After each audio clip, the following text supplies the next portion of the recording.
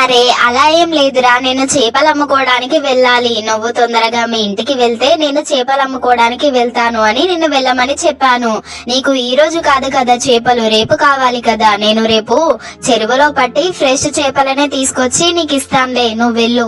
అలాగే కాంతమ్మ గారు, మరి నేను వెళ్ళొస్తానండి అని చెప్పి రామయ్య అక్కడి నుండి వెళ్ళిపోతాడు. కాంతమ్మ గారు చేపలను తీసుకొని ఊర్లో అమ్మడానికి వెళ్తుంది. ఈ కాంతమ్మ చేపలను తీసుకొని చేపలు అమ్మడానికి ఊర్లోకి వెళ్ళింది. ఇదే మంచి సమయం.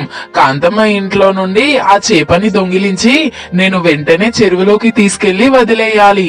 అరే రామయ్యకు అనుమానం వచ్చినట్లుంది, అందుకనే వాడు నా ఇంటికి వచ్చి చూశాడు.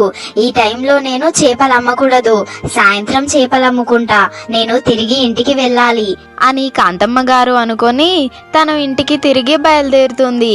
రామయ్య కాంతమ్మ గారి ఇంటిలోకి వెళ్ళాలని చూస్తాడు.